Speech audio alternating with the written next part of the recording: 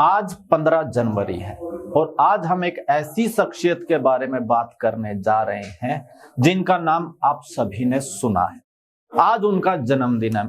दलित समाज की आवाज और संघर्षशील नायिका कैसे बनी मायावती। भारतीय समाज में जब भी बहुत कम महिलाओं को नेतृत्व करने की भूमिका मिली है, ऐसे में एक दलित महिला का एक पार्टी की प्रमुख व दलित महिला मुख्यमंत्री होना, यह सबके लिए अचंभे की बात है और ऐसा किसी ने सोचा भी नहीं था।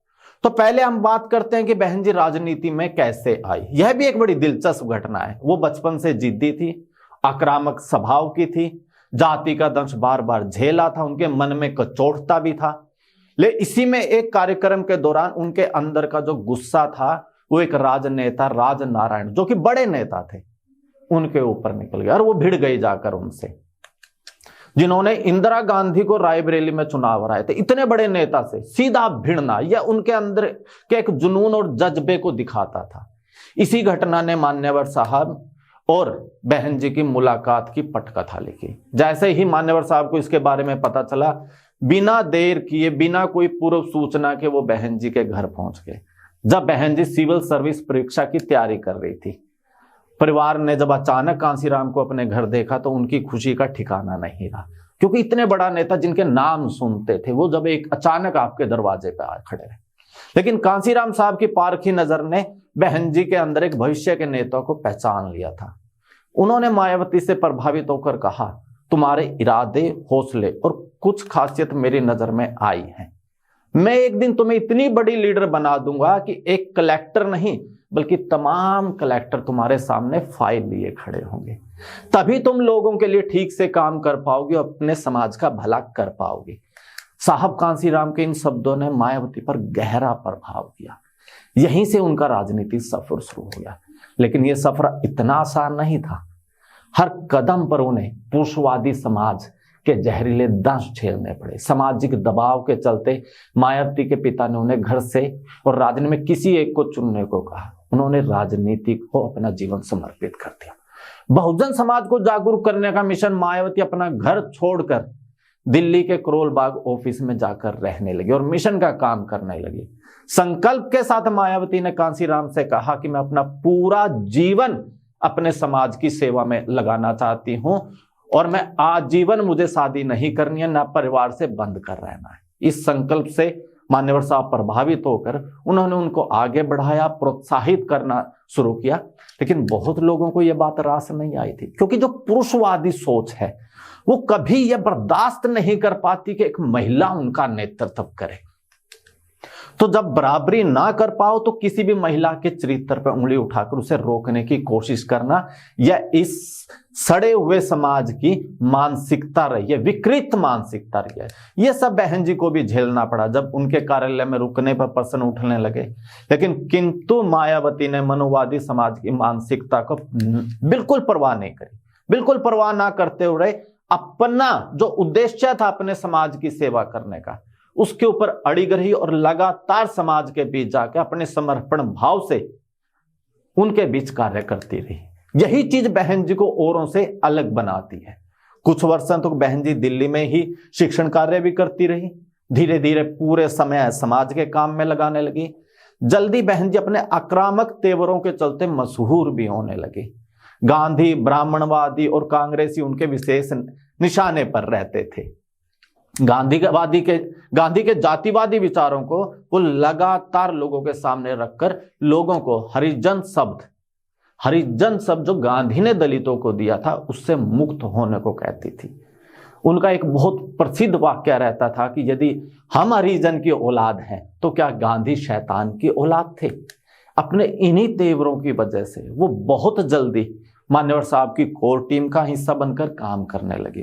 1984 में जब बसपा की स्थापना की गई तो उन्हें उत्तर प्रदेश की जिम्मेदारी दी गई। बहन जी गांव गांव घूमकर लोगों को बसपा ज्वाइन कराने लगी। कार्यालय में उनसे मिलने आने वाले लोगों का भी हमेशा तांता लगा रहता था। धीरे धीरे उनका कद बढ़ने लगा तो कार्यक्रमों में उनके लिए एक कुर्सी लगने लगी। बाकी जो इतने लोग होते थे वो सब के सब नीचे बैठते थे, बहन जी एक चेयर के ऊपर बैठती थी। आप ये समझिए कि इससे बड़ा एक पुरुषवादी व्यवस्था के ऊपर कोई हमला नहीं हो सकता कि एक महिला कुर्सी पर बैठी है और बाकी सब नीचे बैठकर उनकी बात को सुनते थे। तो इस तरीके से बहन जी ने पितर सत्ता के खिलाफ भी एक अघोषित जंग छेड़ रखी थी। उसके बाद उनका चुनावी सफर शुरू हुआ। मायावती की प्रसिद्धि को देखते हुए 1984 में उन्हें मुजफ्फरनगर जिले की कैराना लोकसभा सीट से चुनाव लड़वाया गया। 1985 में उन्होंने बिजनौर से चुनाव लड़ा और 1987 में हरिद्वार का उपचुनाव लड़ा। इनमें जीत तो नहीं मिली, लेकिन एक चुनावी अनुभव जरूर मिला। और उसके बाद 1979 में बिजनौर से उन्होंने पहला चुनाव जीता और इस तरह तमाम कठिनाइयों को धत्ता बताते हुए, तमाम पितर सत्ता मानसिकता को धत्ता बताते हुए बहन जी ने संसद में कदम रखा और लोकतंत्र के इस चमत्कार को सिद्ध करके दिखाया, जिसको दुनिया ने अपनी आंखों से इस चीज को देखा। 1995 में राज्यसभा की सदस्य भी रही और उसी साल बहन जी पहली बार उत्तर प्रदेश की मुख्यमंत्री बनी। इसके बाद 1997 में वो फिर से उत्तर प्रदेश की मुख्यमंत्री बनी। 2001 में मान्यवर साहब ने उनको अपना उत्तराधिकारी घोषित किया। इसके बाद 2007 में आप कल्पना नहीं कर सकते, यूपी जैसे बड़े राज्य में पूर्ण बहुमत की सरकार लेकर बहन कुमारी मायावती ने मुख्यमंत्री पद की शपथ ली। मायावती का अंदाजे राजनीति कुछ और ही था। जहां मान्यवर साहब कांसीराम को लोगों से घुलना मिलना पसंद था, वही बहन जी शांत रहकर अपनी रणनीति के हिसाब से काम करना पसंद करती थी। ये गुण उनको और ज्यादा ताकतवर बनाता था। मायावती के बारे में मीडिया के हिसाब से मैं बोलूं तो वो कभी भी मीडिया फ्रेंडली नहीं रही। वो राजनीति के जो समय जो उसमें लगता था उसी में इतनी व्यस्त रहती थी कि मीडिया को वो समय देना अपनी एक बर्बादी मानती थी। एक बार आपकी जो एक कार्यक्रम रहता है रजत शर्मा का, आपकी अदालत, आपकी अदालत में जब रजत शर्मा ने उनसे पूछा कि बहन जी आप फिल्में देखती हैं, तो बहन जी ने कहा कि नहीं, मेरे पास इतना काम है मेरे दलित समाज के लिए कि मेरे पास बिल्कुल भी समय नहीं है कि मैं अपना समय फिल्में देखने पे बर्बाद करूं। ये काम तो मैंने आप जैसे लोगों के ऊपर छोड़ा हुआ है कि आप लोग फिल्में देखिए। आप यहां से उनके समर्पण को समझ सकते हैं कि दलितों के लिए उनके मन में कितना समर्पण भाव था।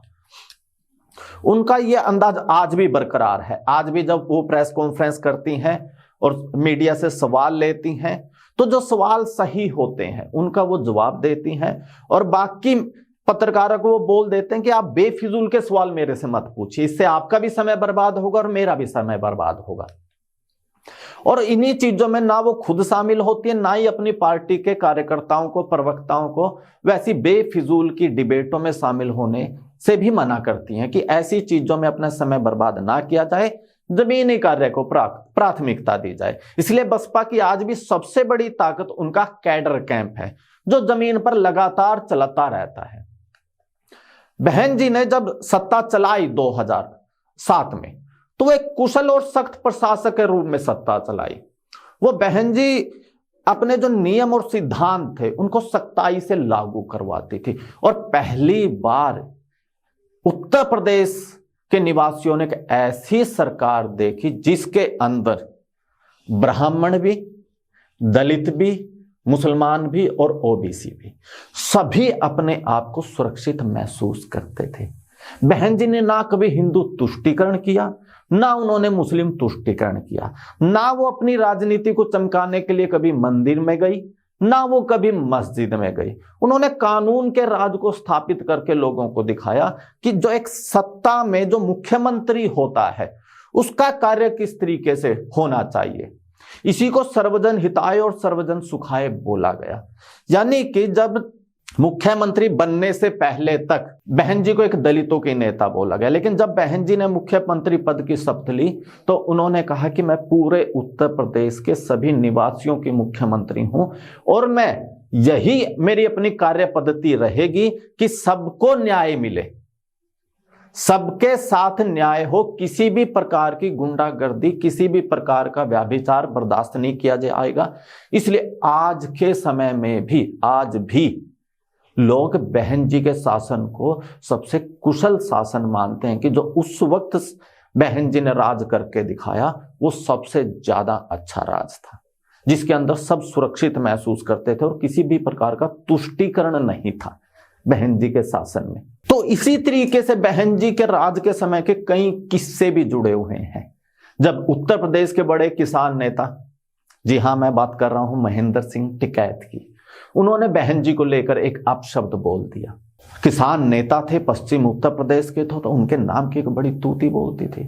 उनको लगता था कि उनको कौन रोक सकता है, लेकिन बहन जी ने जब क्लियर उसके ऊपर स्टैंड लिया और बोला कि उन्होंने गलत बोला है, SC/ST एक्ट में उनकी गिरफ्तारी होगी।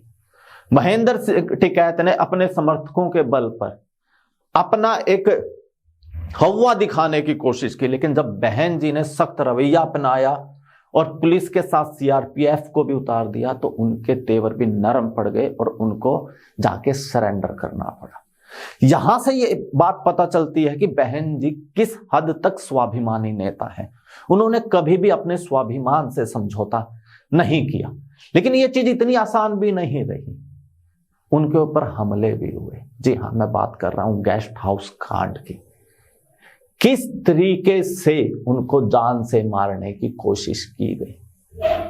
जब समाजवादी पार्टी से समर्थन वापसी की बात चली तो समाजवादी पार्टी के लोगों ने गेस्ट हाउस कांड में घेर लिया। उनको जान से मारने का इरादा था, उनको एक कमरे में बंद होना पड़ा। किस तरीके से उन्होंने अपनी जान बचाई, और यह एक महिला के लिए, वो भी खासकर एक दलित महिला के लिए कितना चुनौती भरा काम था कि इन गुंडों से अपना जान बचाना और अपने स्वाभिमान की रक्षा करना। इसलिए जब 2007 के चुनाव आए तो बहन जी ने नारा दिया था कि चढ़ गुंडन की छाती पर मोर लगेगी हाथी पर। बहन जी की खासियत ये भी रही कि उन्होंने कभी भी वो चुनौतियों से घबराई नहीं, बल्कि हर चुनौती के बाद वो और ज्यादा मजबूत होकर निकली हैं। तो जो जो उनके अनुभव रहे उसके बाद उनकी जो छवि है वो और सख्त होती गई। इसलिए जब उनका सत्ता का जो समय था 2007 से मैं 2012 की जो बात कर रहा हूं, बड़े बड़े गुंडों को उन्होंने सलाखों के पीछे पहुंचा दिया। उन्होंने किसी गुंडे की जाति या धर्म नहीं देखा। जो भी अपने आप को बाहुबली कहता था, जो भी अपने आप को दबंग कहता था, उन सब की हेकड़े निकालते हुए सबको जेलों में ठूस दिया गया। लेकिन यह भी नहीं हुआ कि जैसे आज उत्तर प्रदेश की सरकार के ऊपर ठाकुरवाद का आरोप लगता है, अखिलेश यादव की जब सरकार थी उन पे यादववाद का आरोप लगता है कि बहन जी ने अपनी कम्युनिटी के लोगों को ज्यादा इस तरीके के जो गैर संवैधानिक कार्य हैं उनको करने की छूट दी। बिल्कुल भी नहीं। बहन जी का दलितों के लिए भी साफ संदेश था कि संविधान का पालन हमें हर कीमत पर करना है, क्योंकि यह हमारे बाप दादाओं ने संविधान लिखा है और यह संविधान ही हमारी सुरक्षा करेगा। इसलिए संविधान का पालन दलित समाज को खासकर करना है। यह बहन जी का क्लियर संदेश दलित समाज के लिए भी रहता था। उनके सख्त प्रशासन की वजह से ही सभी बड़े बड़े गुंडे उस वक्त अंडरग्राउंड हो जाते थे और प्रदेश की आम जनता अपने आप को सुरक्षित महसूस करती थी। खासकर शोषित और महिलाएं, उनके लिए आज भी पहली पसंद BSP सुप्रीमो बहन कुमारी मायावती रही है। बेजुबानों की आवाज, मायावती ने बेजुबानों को आवाज दी। उनके लिए दलित समाज का हित हमेशा सर्वोपरि रहा। इसलिए रोहित वेमुला का मामला हो या सहारनपुर हिंसा का मामला हो, जब रोहित वेमुला का विषय हुआ तो आप याद कीजिए पूरा देश चिंता की लहर दौड़ गई और बहन जी ने रोहित वेमुला की माता जी को अपने पास बुलाया, उनसे मिली और 10 लाख रुपए की आर्थिक मदद भी की। आपको मीडिया में नहीं मिलेगा क्योंकि ये बहन जी की खासियत है। वो किसी की मदद करती हैं तो उसका ढिंडोरा नहीं पीटती। जैसे बुजुर्ग कह के गए हैं कि एक हाथ से दान करो तो दूसरे हाथ को भी पता ना चले। तो इस तरीके का ही उनका व्यवहार रहता है। और इसी से जुड़ा एक मेरा स्वयं का भी एक प्रसंग है। जब उन्नाव में एक दलित बच्ची को मार दिया गया और उनके परिवार को लेकर मैं बहन कुमारी मायावती के पास गया तो बहन जी ने बड़ी आत्मीयता से उनकी सारी चीजें सुनी।